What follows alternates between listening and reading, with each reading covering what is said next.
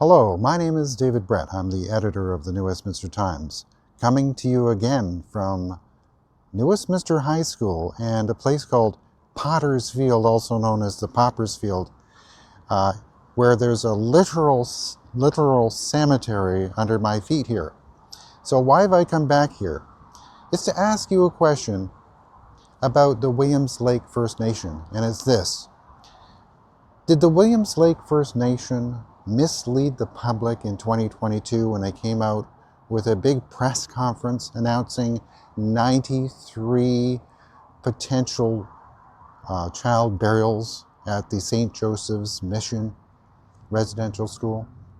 Regardless of how many times we hear and we see and process the information presented today, it does not get any easier. 93 is our number. In my opinion, yes, and we're going to talk about that in some detail because it really parallels what happened here at this high school in 2016, 2017, when there was a new high school being built. They were concerned about building the school over potential burial sites. And for those who don't know, this stretch of New Westminster along 8th Street, from 8th Avenue all the way to 10th Avenue, is a series of cemeteries that date back to the 1860s. And there were literally hundreds of people buried here, and clearly they've been lost to the seeds of time. None of the graves here are marked. So how does this connect to Williams Lake? Well, first of all, the reason I'm telling you all this is because I'm interested in getting to the truth. There's a saying, truth must come before reconciliation. And in my opinion, what's happening here is the truth is being lost in the reconciliation story. So, let's talk about the truth. So I'm holding here an image from the PowerPoint presentation from the Williams Lake press conference that went on for over an hour, and it is a picture of a known cemetery. So here's the problem. When this big headline came out of Williams Lake about 93 unmarked graves, 43 fully of those graves were from a known cemetery.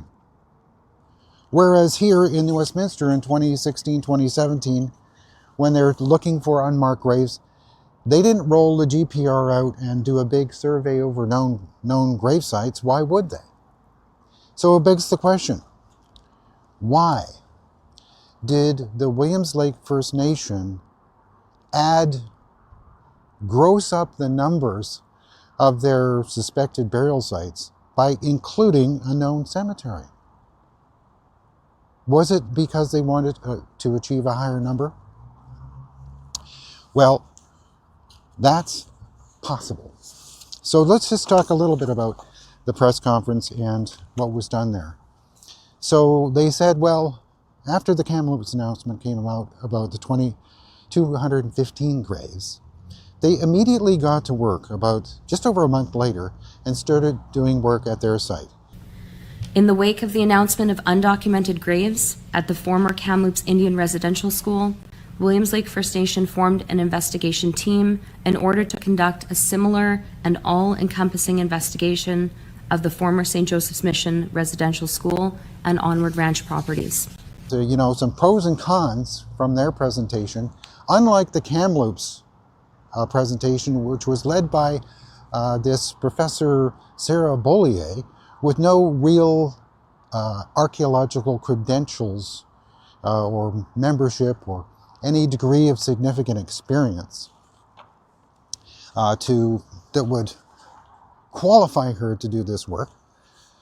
In Williams Lake, there's a woman named Whitney Spearing who led the investigation. And she has some serious archaeological credentials. In fact, last year around this time, she was made the president of the British Columbia Association of Professional Archaeologists. So, why would someone with that kind of background kind of fudge the numbers? So what do I mean by fudging the numbers? So she says in her, and I'm just reading from the transcript from the video, which is on YouTube, the entire thing. You can watch the whole press conference. It says, to date, 93 reflections, that's the anomalies, that's what the word they use for that, have been recorded at the St. Joseph's Mission. All of them display varying characteristics indicative of potential human burials. These reflections have been categorized as either high probability or low probability based on their location, reflection type, surroundings, geometry, and depth. So, the anomalies are either high probability or low, but we don't know how many of the 93 are high and how many are low. Now, presumably, if you do a GPR survey over a known cemetery, you're going to have high confidence in those anomalies. So could it be that the anomalies, she says GPR was conducted both inside and outside the existing cemetery? Well, how do we know that the 50 anomalies that were outside of the cemetery were low probability? We don't know. We're not told. And I personally find it rather suspicious that they would do a GPR survey over a known cemetery. The reasoning that she uses, she says, GPR analysis of the existing cemetery and known burial features gives the investigation team good comparative data for reflections elsewhere in the investigation area. Well, hold on a minute. She's an experienced archaeologist.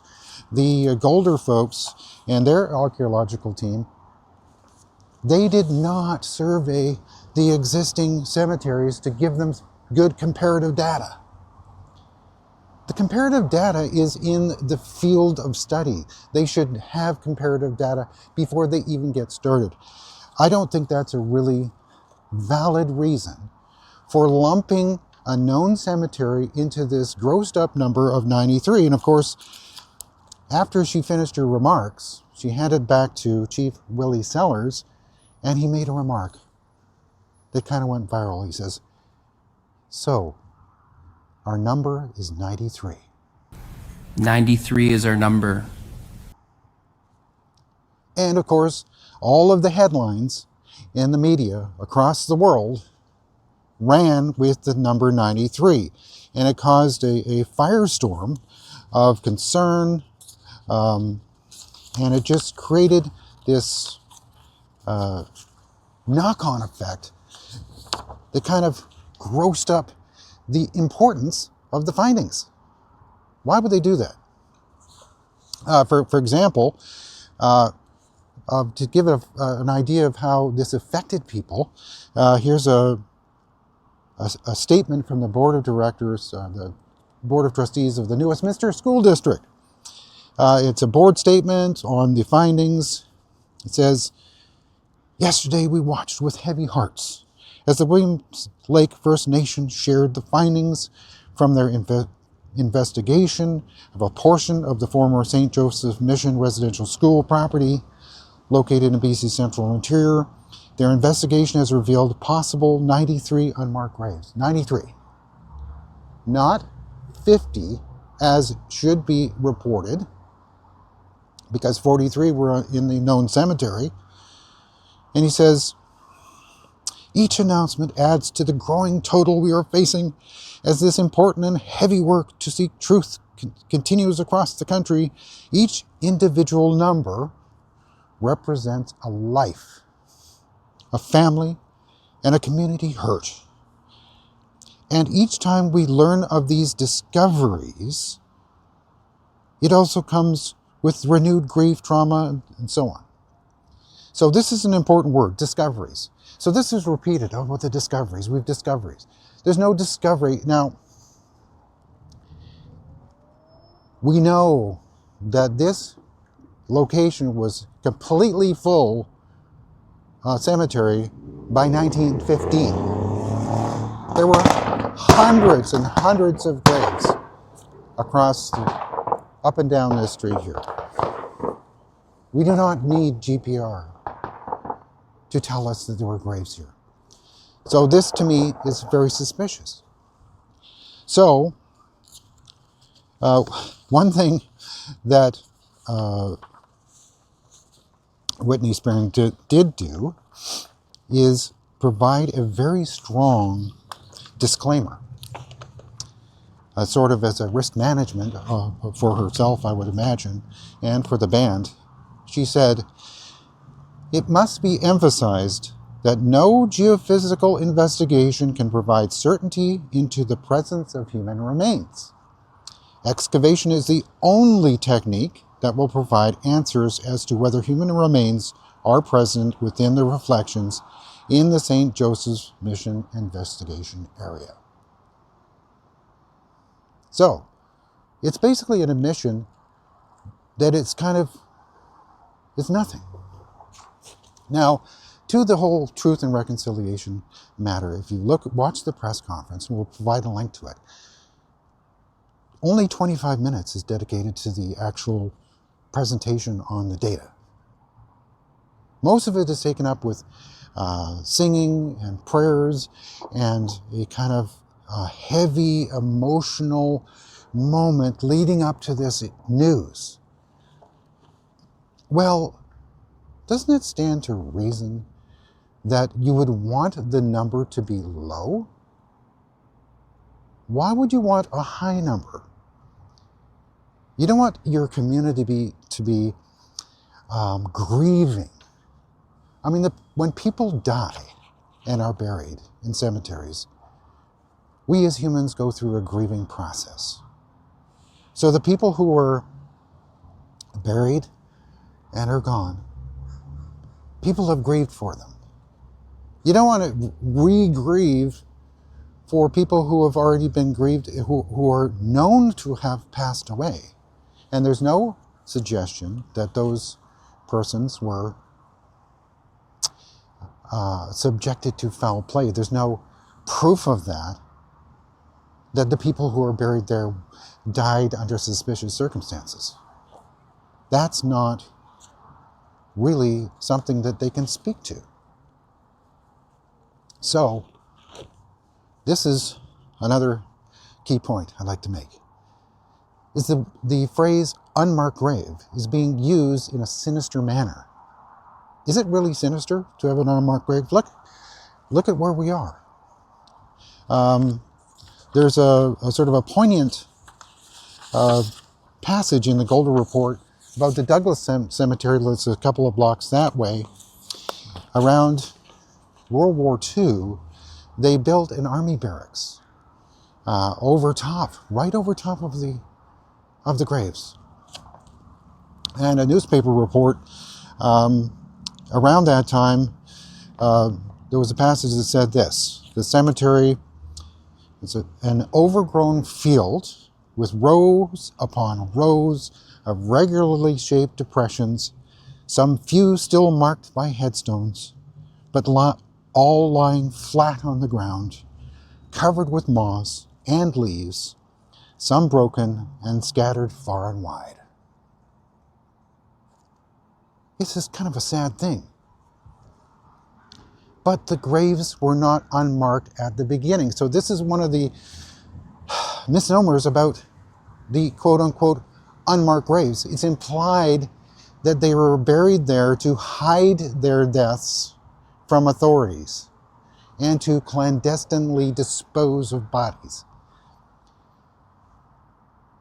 This area right here was chock full of graves, and there's no markers. It doesn't mean that they were initially unmarked. they're currently unmarked. So an unmarked grave can be something that, well, people chose not to put a marker. They couldn't afford a marker. Whose responsibility is to mark it? Is it going to be a stone, or it's going to be a wooden cross? What's it going to be? How long will it last? Clearly here, they're all gone. There's nothing left. So now, what's going to happen with Williams Lake? Are they going to excavate as recommended? Are they going to ground truth it? Well, nobody knows. There was a MOU signed in 2024 with the provincial government that is kind of a wordy, long news release that really says nothing. It's like full of the words collaboration and Indigenous customs and cultural protocols and so on and so forth. But there's no clear commitment, and there's a promise of funds, and it appears they're not in any hurry to excavate, similar to Kamloops. So, what's the point? So here's finally another important point that bears mentioning.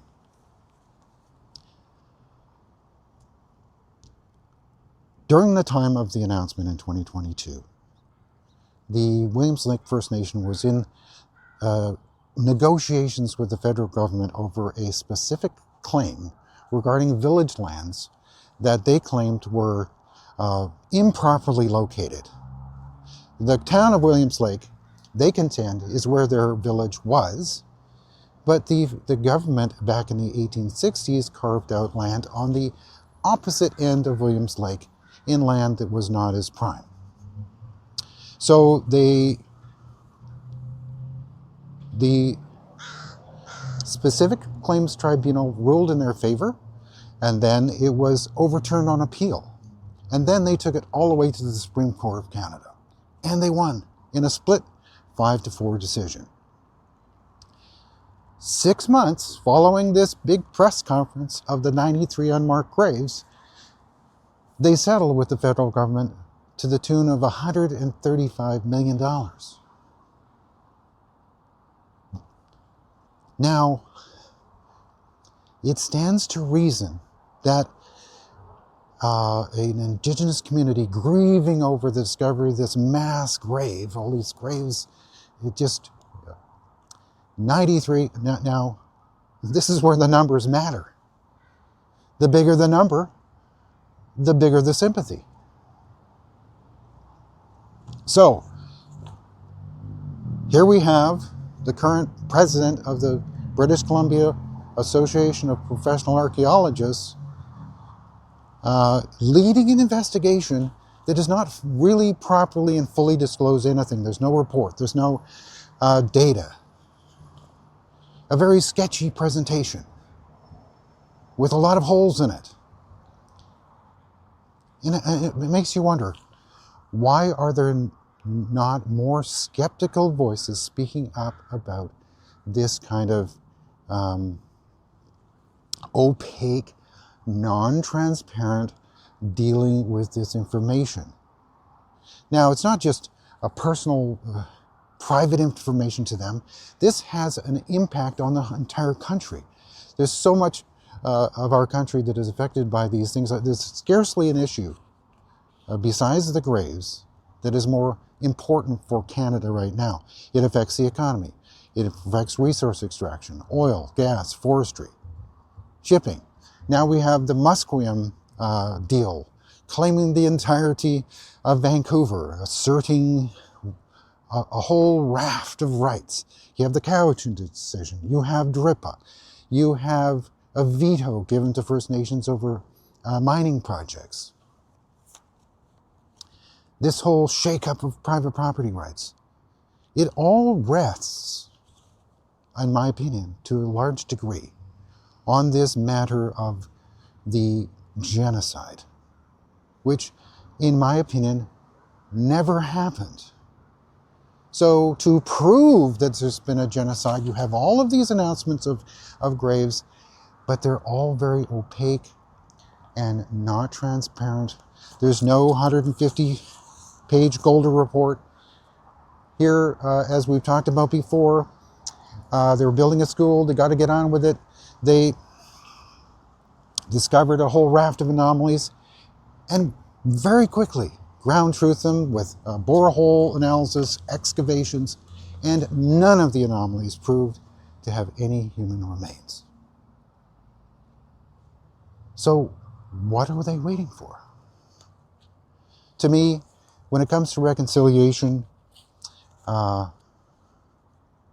this Chief Willie Sellers made a big speech, and he says, well, these revelations about the graves are really going to shine a spotlight and accelerate reconciliation in Canada. We're finally going to get to reconciliation because of this. In my opinion, it's the exact opposite.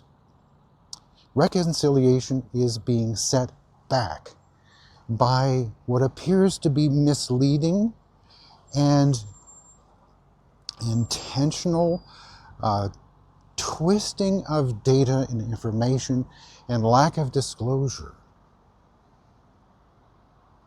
There's a fundamental principle when you're dealing with the public. It's called full, true, and plain disclosure. You have to have fulsome disclosure.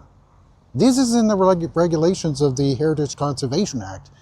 You can't just go willy-nilly excavating or doing archaeological studies anywhere. You have to get a permit.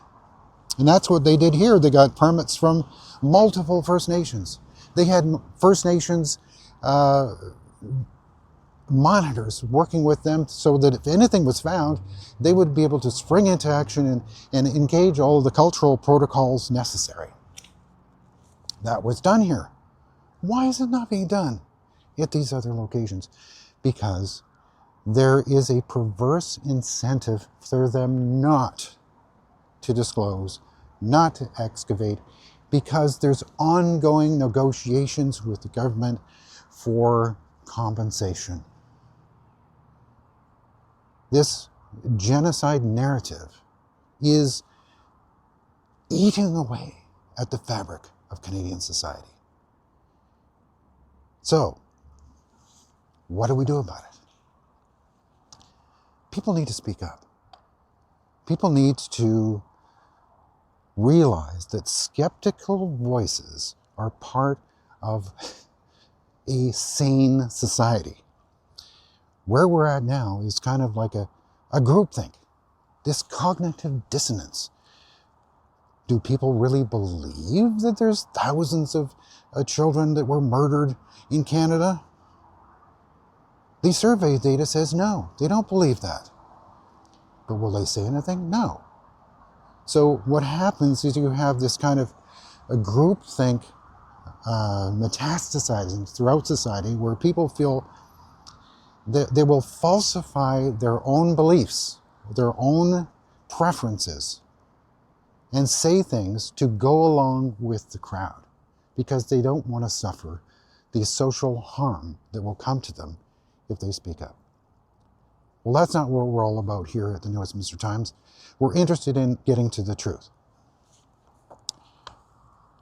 The truth is possible. That's what happened here in Westminster with this report. Archaeology is a profession. It's a science. We shouldn't be hung up in this limbo endlessly. It has to proceed post-haste. So, my name's David Brett. I'm the editor of the New Westminster Times. If you appreciate our journalism, you can support us. You can go to our website. Up in the right-hand corner, there's a button that says support our work. If you would feel so inclined, we would really appreciate it. We do have costs. It's not free to do what we do. So once again, I thank you for watching.